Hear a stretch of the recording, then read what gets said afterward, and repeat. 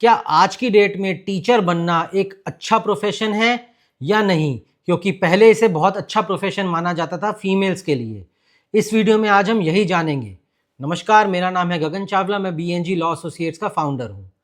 दिल्ली में करीब 1500 plus private unaided schools हैं, जिनको रूल करता है डायरेक्टरेट ऑफ एजुकेशन और दिल्ली स्कूल एजुकेशन एक्ट और Delhi school education rules. Delhi school education act private unaided school की टीचर्स के लिए और एडेड स्कूल की टीचर्स के लिए रूल्स एंड रेगुलेशन बताता है, जो कि उनके एम्प्लॉयमेंट की कंडीशंस, उनकी सैलरीज, उनके मिलने वाले पर्क और उनके साथ जो एंसिलरी चीजें हैं उनके बारे में बताता है। अब जब भी किसी स्कूल में टीचर को नौकरी दी जाती है प्राइवेट अनएडेड स्कूल में, सबसे पहले उसे रखा जाता है कॉन्ट्रैक्ट पे। कॉन्ट्रैक्ट के बाद उसे किया जाता है प्रोबेशन पे, प्रोबेशन के बाद उस टीचर को किया जाता है परमानेंट। यहाँ पे एक रूल आता है कि प्राइवेट अनएडेड स्कूल की टीचर्स जो कि प्रोबेशन पे हैं, उनके रेजिग्नेशन को भी डायरेक्टरेट ऑफ एजुकेशन के द्वारा एक्सेप्ट किया जाएगा। स्कूल उनको एक्सेप्ट करके बाहर नहीं निकाल सकता। साथ ही साथ जो परमानेंट टीचर्स हैं, वो भी अगर रेजिग्नेशन देती हैं या उनको भी स्कूल से निकाला जाता है, तो वो भी डायरेक्टरेट ऑफ एजुकेशन के द्वारा एक्सेप्ट किया जाएगा, अलाउ किया जाएगा, तभी उन टीचर्स को स्कूल से बाहर निकाला जा सकता है। अब अगर किसी स्कूल में कोई परमानेंट टीचर को बाहर निकालना चाहता है तो वो कैसे कर सकता है?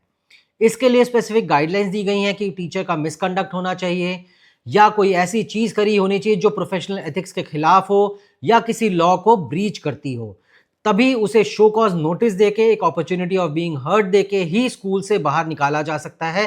पर वो टर्मिनेशन भी डायरेक्टरेट ऑफ एजुकेशन के द्वारा अप्रूव्ड होगा। इसका मतलब ये है कि प्राइवेट सेक्टर में दिल्ली के अंदर एटलीस्ट टीचर्स की जॉब सबसे ज्यादा सिक्योर है। पर क्या रियलिटी में ऐसा है? रियलिटी में ऐसा बिल्कुल भी नहीं है। टीचर्स को स्कूल में, प्राइवेट स्कूल के द्वारा बहुत ज़्यादा एक्सप्लॉइट किया जाता है, उनकी वर्किंग कंडीशंस बहुत ख़राब है। अब यहाँ पे देखते हैं इस पे कौन कौन से एक्ट और कौन कौन से कानून एप्लीकेबल है। जब भी कोई स्कूल बनता है उसकी रिकग्निशन मिलती है डायरेक्टरेट ऑफ एजुकेशन से, जिसके लिए आपका directorate Delhi school education act और दिल्ली स्कूल एजुकेशन रूल्स ये एप्लीकेबल है। उसके बाद स्कूल किसी बोर्ड की एफिलिएशन लेता है। ज़्यादातर इन 1500 प्लस स्कूल्स में ज़्यादातर I would say 80 to 90% schools के पास एफिलिएशन है सीबीएसई यानी central board of secondary education की। अब central board of secondary education भी अपने रूल्स फ्रेम करता है, अपनी गाइडलाइंस निकालता है हर साल, जिसके अंदर वो बताता है कि स्टूडेंट टीचर रेशियो कितना होगा, टीचर को क्या क्या ट्रेनिंग की ज़रूरत है या कैसे कैसे अपग्रेड किया जाना है। और जब तक स्कूल नहीं ये मानेगा इन चीज़ों को, तब तक उसे एफिलिएशन नहीं मिलेगी। अब यहाँ पे एक नया कॉन्सेप्ट जो सीबीएसई ने इंट्रोड्यूस किया है वो है जीबीपी ट्रेनिंग, यानी हर टीचर को हर साल कुछ घंटे ऑफलाइन और ऑनलाइन ट्रेनिंग की ज़रूरत है, रिक्वायरमेंट है, जो कि डायरेक्टली उसकी जॉब के साथ एसोसिएटेड है। अब यहाँ पे सीबीएसई ने जो नोटिफिकेशन निकाला 2025 में, बहुत सारे स्कूल उसे अभी भी फॉलो नहीं कर रहे हैं, तो बहुत सारे स्कूलों को 2026 में आके याद आया कि अरे हमें तो ये ट्रेनिंग करवानी थी टीचर्स को। अब इसके साथ जो नोटिफिकेशन सीबीएसई ने निकाली वो ये कहती है कि कोई भी टीचर अगर उस ट्रेनिंग को अटेंड करेगी जो ऑफलाइन या ऑनलाइन है, तो वो स्कूल की एम्प्लॉयमेंट में मानी जाएगी। मतलब स्कूल उस टीचर की वो छुट्टी मार्क नहीं कर सकता। साथ ही साथ उस टीचर के लिए, क्योंकि इसके कुछ चार्जेस हैं, जब आप ऑफलाइन ट्रेनिंग या ऑनलाइन के लिए जाते हैं तो there are some charges which a teacher has to pay. ये जो सीबीएसई का सर्कुलर है वो भी ये कहता है कि वो चार्जेस भी स्कूल को बियर करने हैं। पर बहुत सारे स्कूल ऐसे हैं दिल्ली में जो इन रूल्स को क्लियरली फ्लाउट कर रहे हैं, उसे मान नहीं रहे हैं। यानी टीचर जब ट्रेनिंग के लिए जाते हैं तो उसे छुट्टी में मार्क कर दिया जाता है। साथ ही साथ उसके जो पैसे देने हैं वो भी टीचर अपनी पॉकेट से दे रही है। अब स्कूल्स ऐसा करते क्यों हैं? रूल ये है कि दिल्ली में जितने भी स्कूल हैं वो प्रॉफिट नहीं बना सकते। यानी जो स्कूल की मैनेजमेंट है वो जो फीस कलेक्ट करेगी, वो फीस स्कूल में एम्प्लॉयज़ की सैलरी के लिए, स्कूल की डेवलपमेंट के लिए, बेटरमेंट के लिए ही खर्च होगी। अब यहाँ पे आता है कि दिल्ली में बहुत सारे बड़े बड़े स्कूल्स की चेन बन चुकी हैं, जिनके एक नहीं, तीन तीन, चार चार, पाँच पाँच ब्रांचेस हैं। अब ये एक बिजनेस बन गया है। अब प्रॉफिट कैसे कमाया जाता है इसमें? इसमें प्रॉफिट ऐसे कमाया जाता है, जैसे छोटा सा एग्जांपल जीबीवी ट्रेनिंग का लेते हैं। प्रॉफिट कैसे कमाता है स्कूल? लॉ ये कहता है कि टीचर को ट्रेनिंग अगर अटेंड कर रही है तो वो एम्प्लॉयमेंट की सर्विस माना जाएगी, मतलब उसकी छुट्टी मार्क नहीं हो सकती। आप उसकी छुट्टी मार्क कर देते हैं। छुट्टी मार्क होने के बाद जो उसकी सैलरी है वो टीचर को डिडक्ट होके आएगी। से फॉर एग्जांपल एक दिन की सैलरी उसकी 500 रुपये है। 500 रुपये सैलरी उस टीचर की डिडक्ट हो गई। अब जो अकाउंट स्कूल में बनेंगे, जो कि सरकार में दिए जाएंगे या डीओई में दिए जाएंगे, उन अकाउंट्स में उस टीचर को पूरी सैलरी दी हुई दिखाई जाएगी। यानी उस टीचर की जो छुट्टी है वो किसी और कारण से दिखाई जाएगी कि वो छुट्टी ली है, वो ये नहीं दिखाएंगे कि ये जीबीपी ट्रेनिंग के लिए गई है। अब उसकी वजह से क्या हुआ, आपके पास एक पैसा आ गया जो आपको ब्लैक मनी में कन्वर्ट हो गया। इसके अलावा करीब एक स्कूल में हम एवरेज मान लेते हैं 50 टीचर्स होंगी, 1500 स्कूल में हम मान लेते हैं कि अप्रॉक्सीमेटली 75,000 टीचर्स होंगी। अगर एक स्कूल 50 टीचर्स के साथ ऐसा करता है और 100 रुपये बचाता है, तो आप कैलकुलेट करके देख लीजिए कि कितना ज़्यादा मनी लॉन्ड्रिंग का बड़ा केस बनता है। इसके अलावा लॉ ये कहता है कि हर टीचर को कैजुअल लीव एंटाइटलमेंट है, हर टीचर को अर्न लीव की एंटाइटलमेंट है, हर टीचर को मेडिकल लीव की एंटाइटलमेंट है, हर टीचर को मैटरनिटी लीव की एंटाइटलमेंट है, पर कोई स्कूल नहीं दे रहा। ये स्कूल क्या करते हैं, टीचर अगर छुट्टी लेती है उसकी सैलरी डिडक्ट कर देते हैं। कोई ट्रांसपेरेंसी नहीं है। ट्रांसपेरेंसी ना होने की वजह से जो उनकी सैलरी डिडक्ट हुई वो स्कूल के पास ब्लैक मनी में आ गई, क्योंकि अकाउंट्स में तो वो दिखाएंगे कि हाँ ये टीचर ने छुट्टी करी, किसी और कारण से करी, मैटरनिटी लीव नहीं दिखाएंगे। वो पैसा बेसिकली 2 नंबर में कन्वर्ट हो गया। अब इसके अलावा एक और चीज़ है, कई स्कूल क्या करते हैं, जो टीचर्स को सैलरी देते हैं, से फॉर एग्जाम्पल किसी टीचर को 50,000 रुपये सैलरी दी, उसके बाद जब उसके अकाउंट में सैलरी ट्रांसफ़र हुई, उससे 50% उसका यानी 25,000 रुपये उसका सैलरी का ट्रांसफ़र अपने पास कैश वापस ले लिया। रिकॉर्ड्स में दिखाया कि टीचर को 50,000 मिली है। ये भी एक स्कैम है। अब एक और बहुत बड़ा सवाल आता है टीचर्स की क्लासेस का।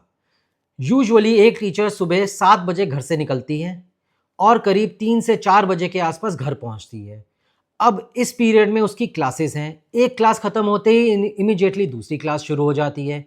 स्कूल कहता है कि नहीं जी, आप बैठ के बच्चों को पढ़ा नहीं सकते, आपको खड़े रह के पढ़ाना है, क्योंकि ऐसे रूल्स भी हैं सीबीएसई के द्वारा। अब यहाँ पे प्रॉब्लम आती है, एक टीचर जो सुबह 8 बजे से क्लास ले रही है, उसका पहला फ्री पीरियड 12 बजे है, क्या वो टीचर खाना ना खाए? क्या वो पानी भी नहीं पी सकती? वॉशरूम की नीड है, नेचुरल नीड्स है एक इंसान की, वो नहीं कर सकते, क्योंकि आप एक क्लास में अगर 50 सेकंड भी लेट पहुंचे, 30 सेकंड भी लेट पहुंचे, आपको शो कॉज नोटिस इशू कर दिया जाता है कि आप लेट पहुंचे हो क्लास में, आप क्यों पहुंचे हो लेट, आप हमें एक्सप्लेन कीजिए। आपकी छोटी छोटी चीज़ों पे शो कॉज नोटिस दिया जाता है। अब आजकल एक नई चीज़ स्कूल्स ने शुरू कर दी है, कॉर्पोरेट स्ट्रक्चर, कि जी हम तो कॉर्पोरेट स्ट्रक्चर की तरह वर्क करते हैं, हम तो बहुत ज़्यादा प्रोफेशनल हैं, टीचर एक बहुत ही नोबल प्रोफेशन है। वो टीचर से तो एक्सपेक्ट करते हैं कि ये नोबल प्रोफेशन है, पर वो खुद इसे नोबल प्रोफेशन नहीं मानते। वो खुद सारा प्रॉफिट रखते हैं, टीचर्स के लिए कहते हैं कि आपके लिए नोबल प्रोफेशन है। साथ में बात आती है कॉर्पोरेट स्ट्रक्चर की। कॉर्पोरेट स्ट्रक्चर की तरह जी हम काम करेंगे, हम सारी चीज़ें ऑटोमेट करेंगे, ये ऊपर ऊपर की बातें हैं। जहाँ एआई का यूज़ होना चाहिए, जहाँ इंटरनेट का यूज़ होना चाहिए, वहाँ पे पेपर और पेन पे लिखा जा रहा है। साथ में जो सैलरी टीचर्स को मिलती है वो बिल्कुल भी इक्विवेलेंट नहीं है कॉर्पोरेट स्ट्रक्चर के लिए। अब इसका एक्सक्यूज़ क्या दिया जाता है कि जी आपकी तो हाफ डे जॉब है। हाफ डे जॉब कैसे है? 7 बजे जाके एक टीचर्स दोपहर को 3-4 बजे घर आती है। घर आने के बाद भी उसको व्हाट्सएप पे ग्रुप बने हुए हैं जिन पे मैसेज आते रहते हैं। फैमिली के लिए टाइम नहीं मिलता। रात को 10-10 बजे तक टीचर्स लैपटॉप खोल के बैठी हैं। कहाँ से आधे दिन की जॉब हुई?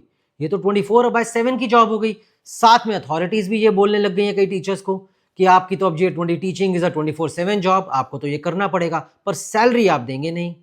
आपको काम चाहिए 24 घंटे का, पर सैलरी आप देंगे नहीं। छुट्टियां आप देंगे नहीं। कोई मेडिकल इंश्योरेंस नहीं देता स्कूल, देना चाहिए। कॉर्पोरेट स्ट्रक्चर में तो मेडिकल इंश्योरेंस भी है, यहाँ तो मेडिकल लीव नहीं मिलती, पर उसके लिए भी कुछ नहीं करता स्कूल। तो ये comparison in itself is faulty. You can not compare an apple with orange. ये वो कंपैरिजन है।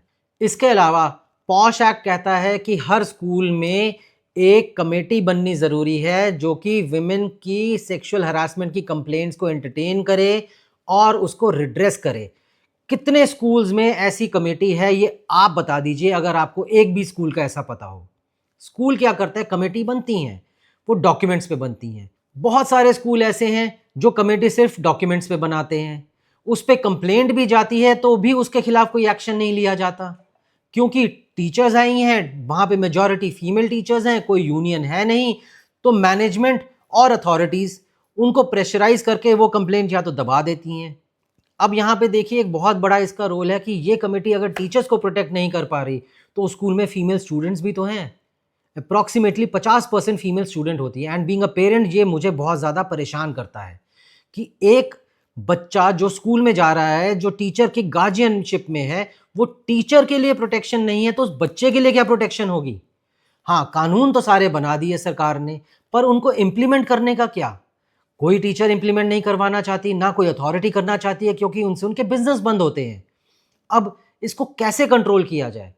बहुत सीधा सा इसका आंसर है, एक अकाउंटेंट जिसे बेसिक नॉलेज है अकाउंट्स की, वो स्कूल में आके अगर स्कूल के अकाउंट्स भी वेरीफाई कर ले कि किस टीचर ने कब छुट्टी ली, उसके कितने किस किस दिन की तनख्वाह काटी गई, वो किस किस दिन ट्रेनिंग पे गई, या उसकी मेडिकल लीव कितनी ग्रांट हुई, उसको अर्न लीव कितनी दी गई, क्या मार्क हुआ, उसके प्रोपोर्शनेट उसको सैलरी मिली या नहीं मिली।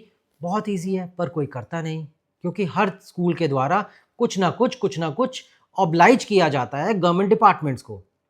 अब दिल्ली सरकार ने आके एक नया रूल बनाया कि स्कूल अपनी फीस बढ़ाने के लिए उन्हें कमेटी बनानी पड़ेगी, पर अभी वो मैटर कोर्ट में पेंडिंग है, उस पर फिलहाल स्टे है।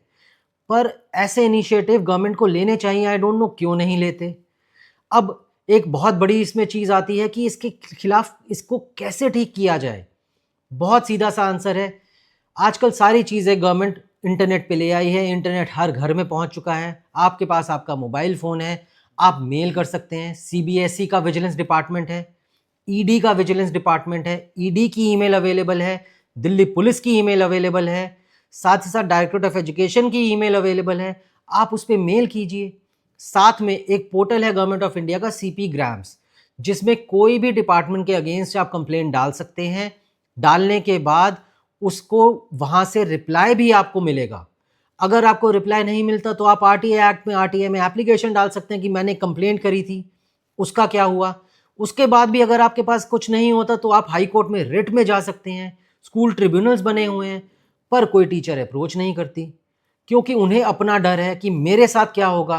तो लेट मी अश्योर यू, अगर आप कोई भी ऐसी गलत चीज़ की कंप्लेंट करती हैं तो स्कूल आपको नौकरी से नहीं निकाल सकता। वो कंप्लेंट के बेस पे आपको नहीं परेशान कर सकता। हाँ, डायरेक्टली नहीं करेंगे, पर वो इनडायरेक्टली करेंगे, आपको लेसन प्लान नहीं देंगे, आपकी छोटी छोटी गलतियों पे शो कॉज इशू करेंगे। तो आपको ये चीज़ें उसमें मेंशन करनी पड़ेंगी। प्रेशर में मत आइए, मेंशन करिए कि हाँ, मैंने ये कंप्लेंट करी तो इस वजह से मेरे साथ ये वेंडाटा किया जा रहा है, मेरे साथ ये बदला लिया जा रहा है। क्योंकि अगर आप ऐसी नहीं करेंगे तो आप अपना तो फ्यूचर ख़राब कर ही नहीं है, साथ में बच्चों का फ्यूचर भी ख़राब होगा, क्योंकि बच्चे जब तक इस देश के पढ़ेंगे नहीं तब तक इस कंट्री का फ्यूचर नहीं बन सकता, क्योंकि वो हमारे देश का कल है, हम आज हैं। तो ये चीज़ें करनी बहुत ज़रूरी हैं, और अगर ऐसे ही चलता रहा तो बहुत जल्दी ये सिचुएशन आ जाएगी कि आपको स्कूल में पढ़ाने के लिए अच्छे टीचर्स ही नहीं मिलेंगे। अच्छे टीचर्स नहीं होंगे तो कैसे बच्चे पढ़ेंगे। अब अगर आप भी एक टीचर हैं, आप भी एक स्कूल में पढ़ा रही हैं या सपोर्टिंग स्टाफ हैं, तो ये जानिए कि आपके लिए भी कानून है। हाँ, गवर्नमेंट उसे फॉलो अप नहीं कर रही for the reason best known to them. मुझे भी नहीं पता कि एग्जैक्टली सरकार क्यों नहीं कर रही, शायद ऑब्लाइज हो रही है या क्या कारण है, आई डोंट नो। पर अगर आप टीचर हैं, आप ऐसी चीज़ें फेस कर रही हैं अपने वर्क प्लेस में, तो आप प्लीज़ प्लीज़ प्लीज़ अपने लीगल कंसल्टेंट से कॉन्टैक्ट कीजिए, कंप्लेंट्स कीजिए, क्योंकि अगर आप ये चीज़ों को नहीं सुधारेंगी तो फ्यूचर बहुत ज़्यादा ग्रिम है, बहुत ज़्यादा प्रॉब्लम्स आएंगी। आप अपने साथ आने वाली जनरेशन का भी फ्यूचर ख़राब कर रही हैं। तो आप अपने लीगल एडवाइज़र से ज़रूर कॉन्टैक्ट कीजिए। जो आपको मैंने बताया, सीबीएसई, डीओई, सीपी ग्राम, इन पोर्टल्स का, इन वेबसाइट्स का, इन ईमेल्स का ज़रूर फ़ायदा उठाइए। ये आपके लिए ही बने हैं, ये इन्हीं चीज़ों के लिए बने हैं कि टीचर्स इनमें जाके कंप्लेंट करके अपने ग्रीवेंसेस को रिड्रेस करवा सकें। So please do it. बाकी ऐसी ही और जानकारी वाली वीडियोस के लिए हमारे साथ बने रहें। Know your rights and fight for the truth.